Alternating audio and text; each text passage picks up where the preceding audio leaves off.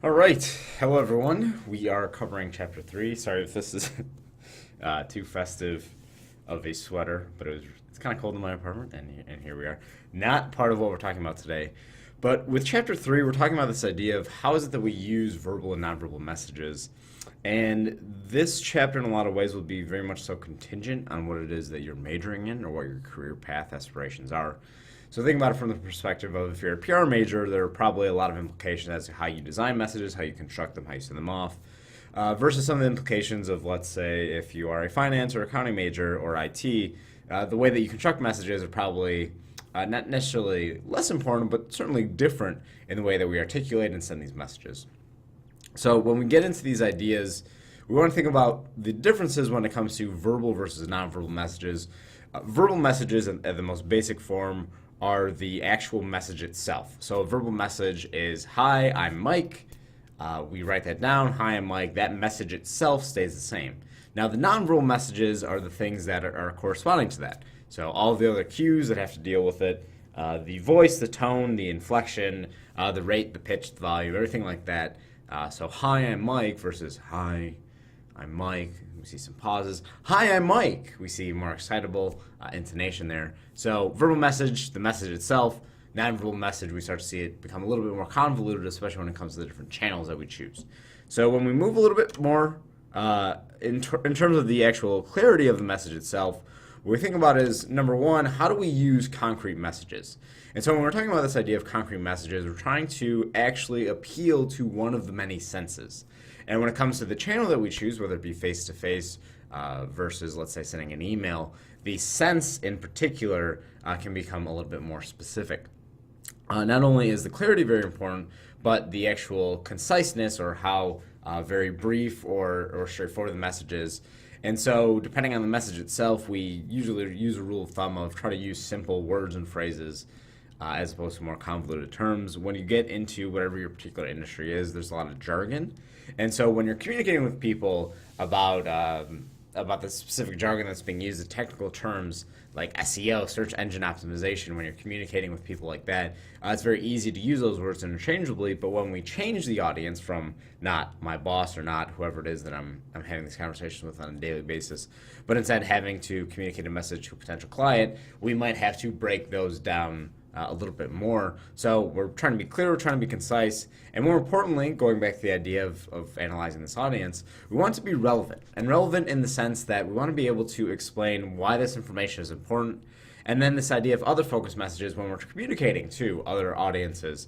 How is it that we use these messages correctly, and then using familiar examples.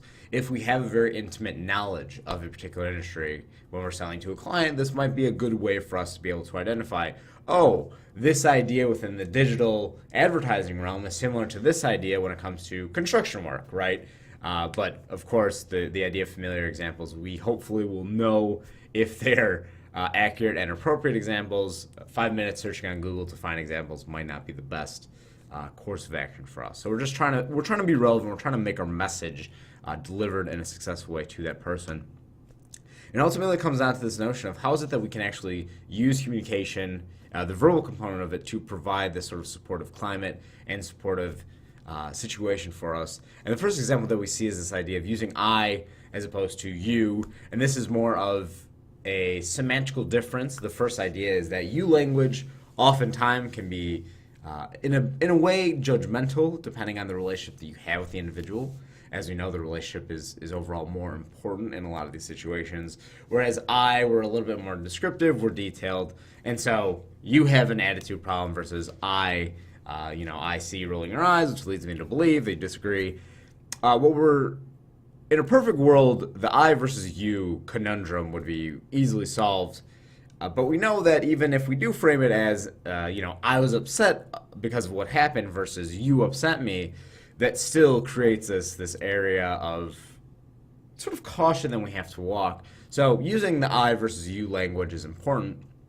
But what's also important is this idea of us trying to figure out how we can problem solve and how we can make some sort of orientation. And so we look at two in particular, a problem-solving orientation, that we're trying to view these situations as problems that we can collectively solve as a unit, or that we can control the sort of controlling orientation, that we view these situations as problems that one person can solve by telling others what to do. And depending on how your company or employment structure works, some managers take on the role of this controlling orientation. They will be the ones delegating tasks, and they'll be the ones who are controlling the outcomes versus necessarily someone who is more, let's say, problem-oriented, who, let's sit down, let's try to figure this out.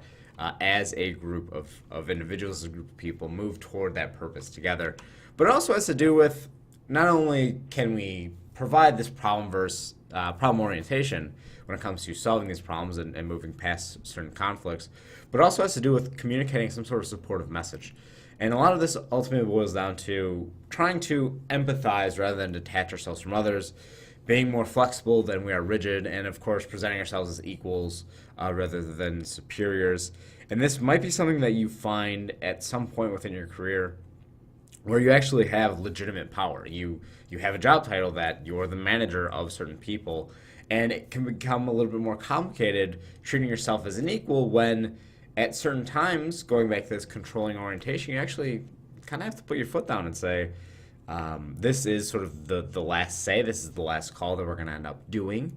And so as a result of that, we just want to make sure that you as an individual understand why we're moving forward with this other applicant for the position, or why it is that we're going to submit this press release in the way that we are.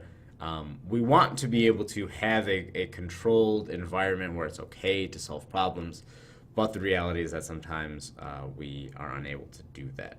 And so when we move past this idea of supporting messages, we want to think about the sort of digital age that we're in and how it is that we communicate with text messages, but it's not an clearly very dated example with the flip phones. But we're thinking about it in terms of not only just text messages, but messages that don't have the richness of face-to-face. So when there are an absence of cues, like the nonverbal cues, how is it that we communicate in some way? And so we think about what these characteristics of text messages are. And the first idea is that usually, in a lot of these situations, it's not very task-oriented, so the information that we're presenting isn't as so much focused on the task that we're trying to accomplish, more so on the relationship. They're usually pretty brief, use abbreviated words as you understand, and are, of course, comprehensible in some way. But as we look at text messaging and we think about it from sort of this organizational perspective, we want to make sure that the important information is probably sent within a different channel, or at least within a different platform. We want to know that the text message information isn't confidential or embarrassing. We have this digital paper trail in a way that we can actually go back and find information. And more often than not, just basic principles of communicating, not just specific to text messaging, but if these people don't have your phone number or you're trying to communicate with a client, make sure that you actually do have some sort of formal introduction. And it's not just, hey, it's Mike Blight. It's, hey, this is Professor Blight from DePaul. Just wanted to check in with you. So giving more information than you probably need, as long as it's not, of course, this confidential or embarrassing bits. But more importantly with this, those are a lot of ideas that you probably already have seated in your mind. You've probably been texting or using some sort of messaging system for quite some time, so we don't have to spend too much time on it. But when it comes to the other end of this and the understanding of nonverbal communication, we think about the idea that nonverbal communication, unlike verbal communication, conveys a lot of the unknown, right? It conveys meaning in terms of the feelings. It is allowing us to actually form and maintain relationships, this idea of expressing the truth, and it's also very culturally bound. And culturally bound in particular is interesting, and we'll talk about that in a bit here. But there are certain nuances of how we communicate as a Western society that might be different than the way some Eastern or even maybe states away choose to communicate with each other. When we try to understand and interpret these nonverbal messages is when we start to get into the more problematic elements. We know that there are potential for issues when we're encoding and decoding messages that are being sent to each other. And so when we're trying to make sense of it, we look at whatever cues are readily accessible. And for a lot of us in these situations, the first idea is the physical appearance, what it is that we can actually see, how we start to understand and interpret that message. We think about the pretty standard protocol when it comes to going and putting yourself forward, let's say within a job interview. It's for men in particular, it's the suit, it's a tie, everything is well groomed, you're all put together in some way, and so the physical attraction, the clothing, the artifacts come into it. For example, wearing a wedding ring or being able to identify some of the different artifacts that the individual wears. So not only is the physical appearance important, but when we're talking about nonverbal communication, we have some of the vocalics or the paralanguage that we use. Again, things that I rattled off before: pitch, rate, volume, tone, intonation. All of these voice elements help us to understand. But if we think about it from the digital perspective, when we're using, let's say, text message or email, we lose a lot of these cues, right? We lose voice. Sure, we can use, let's say, caps lock as a way to articulate that we're upset or that we're angry, but because we don't have the readily accessible cues, it can be a little bit tricky for us to actually be able to have the successful communication without these cues that are readily accessible.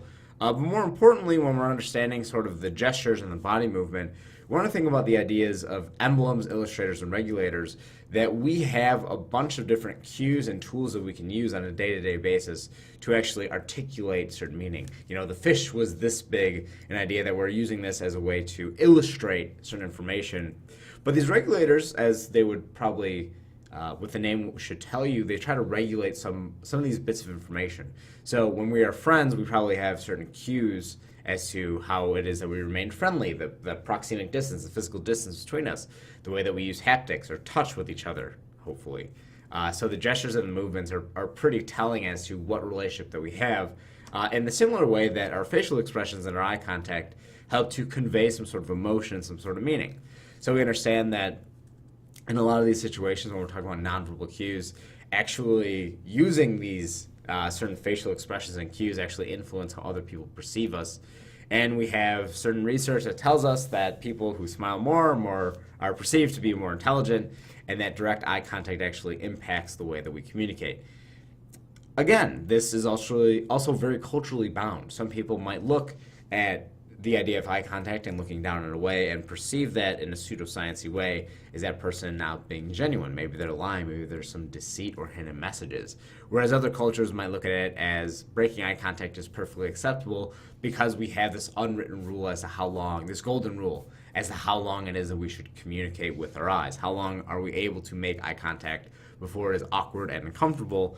And this very much so changes when it's in a romantic relationship versus a business and professional relationship. Or at least it should. And we know that there's this idea of space. So not only do we have eye contact in these sort of rules, but we also have this idea of proxemics, right? This space that is around us and the space that has to do with, you know, what spacing between us and the other person is intimate, what's personal, what's social, and what's public. We know that some of these barriers or some of these sort of categories are sometimes violated, in that you might inadvertently walk into someone's personal space, whereas they were more comfortable from a social perspective or a public perspective. So you can think about all the networking events that you may attend and think about what your physical distance is usually a handshake, you introduce yourself, maybe you exchange a business card, and then you probably retreat back. So you move close to each other, you have some sort of physical touch, this haptics, you shake hands, you greet each other, and then you actually move a little bit further back. We see close talkers, right? We see individuals within certain settings who don't understand that space might be violated within the intimate bubble versus the personal bubble. And what's important with that is that this, again, culturally bound, but also has to do with the idea of touch. That some people are more sort of sensitive and other people are more resistant to touch. And we look at this as in terms of high contact versus low contact cultures. I come from a family that is very, very high contact in that we have no problem with the touching, and you meet someone for the first time, you hug them, right? You embrace them. Other cultures, very reserved, handshake, and that's pretty much it. So when I think about it from a business perspective, we have to be able to assimilate our behaviors, both verbally, but also more importantly, non-verbally, to correspond to whatever it is that we're trying to articulate, and making sure that we're not overstepping some boundaries. In a lot of ways, it has to do with sometimes when we are crossing these boundaries, we might want to think about how it is that we manage some of these messages within a workplace. And it gets into the idea that, unfortunately, the verbal articulation of messages as well as the nonverbal articulation of messages are very different. The idea of quid pro quo, or that there might be a hostile work environment, has a lot of implications as well. So not only are we thinking about how we articulate and communicate these ideas, but sometimes when there is a violation of trust or there's a violation of how we should communicate, or physically sit close to each other. When those situations arise, unfortunately, a lot of times it's a when and not if. We need to figure out how it is that we can be more responsive, how we can be more responsible with all of that. But ultimately, it boils down to us trying to think about how we can use the overall use of chronemics or time. So obviously, there are a lot of implications when talking about some of the sexual harassment. But we also understand the structure of time, that certain people have these expectations as to how long they should use time and how people use and structure it.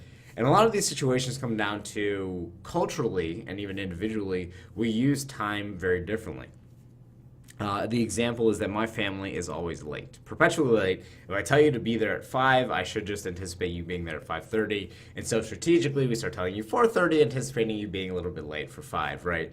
And we understand that from a managerial perspective, there's differences when it comes to time within the workplace. We look at displaced versus diffused points of pattern, right? Displaced is this idea that the use of time is very precise, whereas diffuse is an approximate type of time. If your company starts meetings at 9 o'clock, you have it on the calendar for 9 o'clock, and everyone's already seated and talking, that's probably a displaced point pattern, right? 9 o'clock, precise, very specific, whereas if company meetings start at 9, but people are still rolling in at 9:15, 9:20, this is more diffused. And so we just have to figure out what are the norms within the workplace, what is it that they expect from us, and how do we abide by that? And again, like time, this idea of sexual harassment, in some situations we find that we need to be able to not only identify the appropriateness of the message, but what are the next steps with this. And some of these violations might be temporary. They might sort of be a one and done situation where someone puts their hand on your shoulder, you feel a little bit uncomfortable, but they don't do it again. And in those circumstances, it probably warrants us telling that individual or telling HR as well. We want to make sure that we don't put ourselves in a more hostile work environment. But we also think about how is it that we ourselves are articulating messages. So we are very cognizant when someone violates our boundaries and unfortunately uses a verbal or nonverbal message to make us feel uncomfortable. But when we're monitoring other people's behaviors, we want to make sure that we are also cognizant of ourselves. How is it that we are communicating? How is it that we're using these verbal or nonverbal cues? So that, for the most part, is the first ideas of Chapter 3, how it is that we use these sort of verbal and nonverbal messages, what the channel differences are, and then, of course, some of the cultural differences, too. So if you have any questions, comments, or concerns, please let me know, but that is sort of the quick overview of Chapter 3.